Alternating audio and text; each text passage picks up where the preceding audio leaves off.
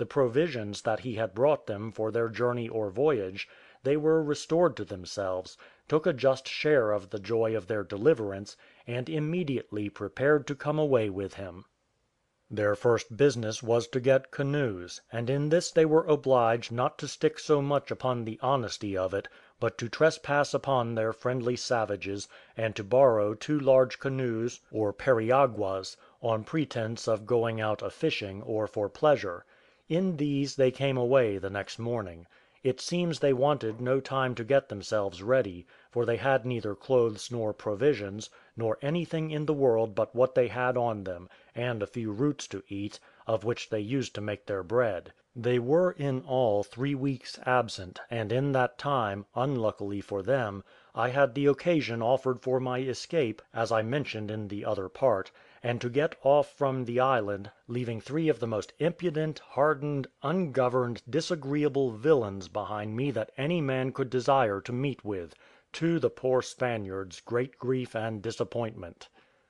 The only just thing the rogues did was, that when the Spaniards came ashore they gave my letter to them, and gave them provisions and other relief, as I had ordered them to do. Also they gave them the long paper of directions which I had left with them, containing the particular methods which I took for managing every part of my life there; the way I baked my bread, bred up tame goats, and planted my corn; how I cured my grapes, made my pots, and, in a word, everything I did. All this being written down, they gave to the Spaniards; 2 of them understood English well enough, nor did they refuse to accommodate the Spaniards with anything else, for they agreed very well for some time. They gave them an equal admission into the house or cave, and they began to live very sociably; and the head Spaniard, who had seen pretty much of my methods, together with Friday's father, managed all their affairs; but as for the Englishmen, they did nothing but ramble about the island,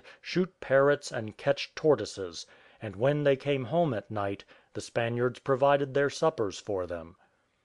The Spaniards would have been satisfied with this had the others but let them alone, which, however, they could not find in their hearts to do long; but like the dog in the manger, they would not eat themselves, neither would they let the others eat. The differences, nevertheless, were at first but trivial, and such as are not worth relating; but at last it broke out into open war, and it began with all the rudeness and insolence that can be imagined, without reason, without provocation, contrary to nature, and indeed to common sense; and though, it is true, the first relation of it came from the Spaniards themselves, whom I may call the accusers, yet when I came to examine the fellows they could not deny a word of it. But before I come to the particulars of this part, I must supply a defect in my former relation, and this was, I forgot to set down among the rest, that just as we were weighing the anchor to set sail, there happened a little quarrel on board of our ship, which I was once afraid would have turned to a second mutiny; nor was it appeased till the captain, rousing up his courage, and taking us all to his assistance, parted them by force, and making 2 of the most refractory fellows prisoners, he laid them in irons; and as they had been active in the former disorders, and let fall some ugly, dangerous words the second time, he threatened to carry them in irons to England, and have them hanged there for mutiny and running away with the ship. This, it seems, though the captain did not intend to do it, frightened some other men in the ship, and some of them had put it into the head of the rest that the captain only gave them good words for the present, till they should come to some English port, and that then they should be all put into jail, and tried for their lives. The mate got intelligence of this, and acquainted us with it; upon which it was desired that I, who still passed for a great man among them, should go down with the mate and satisfy the men, and tell them that they might be assured, if they behaved well the rest of the voyage, all they had done for the time past should be pardoned. So I went, and after passing my honour's word to them they appeared easy, and the more so when I caused the 2 men that were in irons to be released and forgiven.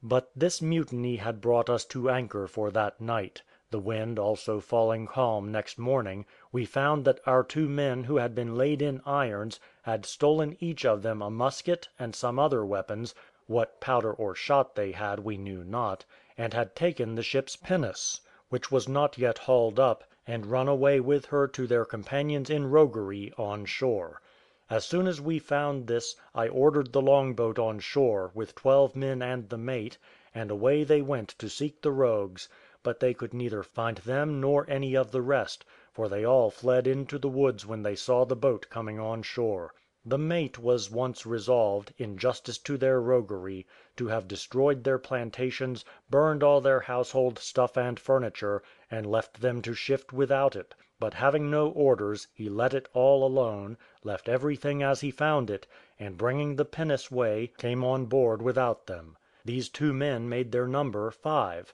but the other 3 villains were so much more wicked than they, that after they had been 2 or 3 days together, they turned the 2 newcomers out of doors to shift for themselves, and would have nothing to do with them, nor could they for a good while be persuaded to give them any food. As for the Spaniards, they were not yet come. When the Spaniards came first on shore, the business began to go forward. The Spaniards would have persuaded the 3 English brutes to have taken in their countrymen again, that, as they said, they might be all one family; but they would not hear of it. So the 2 poor fellows lived by themselves, and finding nothing but industry and application would make them live comfortably, they pitched their tents on the north shore of the island, but a little more to the west, to be out of danger of the savages, who always landed on the east parts of the island.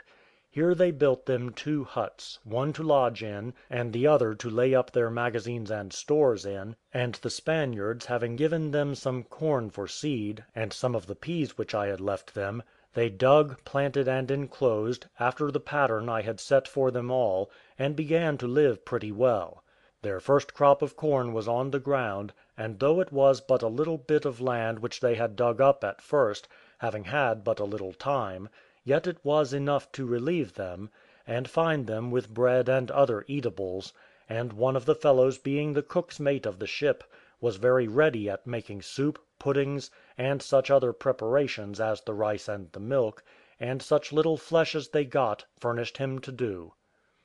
They were going on in this little thriving position when the 3 unnatural rogues, their own countrymen too, in mere humour and to insult them, came and bullied them, and told them the island was theirs; that the governor, meaning me, had given them the possession of it, and nobody else had any right to it; and that they should build no houses upon their ground unless they would pay rent for them.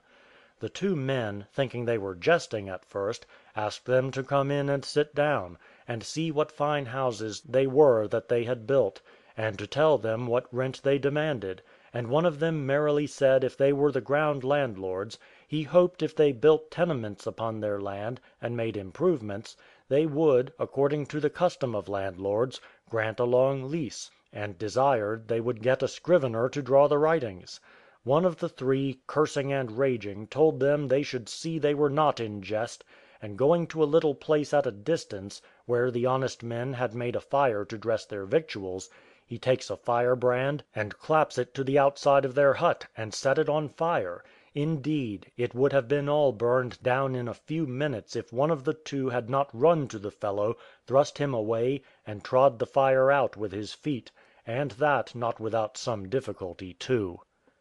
The fellow was in such a rage at the honest man's thrusting him away, that he returned upon him, with a pole he had in his hand, and had not the man avoided the blow very nimbly, and run into the hut, he had ended his days at once. His comrade, seeing the danger they were both in, ran after him, and immediately they came both out with their muskets, and the man that was first struck at with the pole knocked the fellow down that began the quarrel with the stock of his musket, and that before the other 2 could come to help him; and then, seeing the rest come at them, they stood together, and presenting the other ends of their pieces to them, bade them stand off.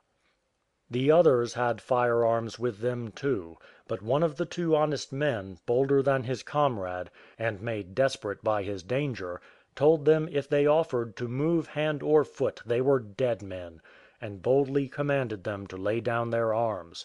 They did not, indeed, lay down their arms, but seeing him so resolute, it brought them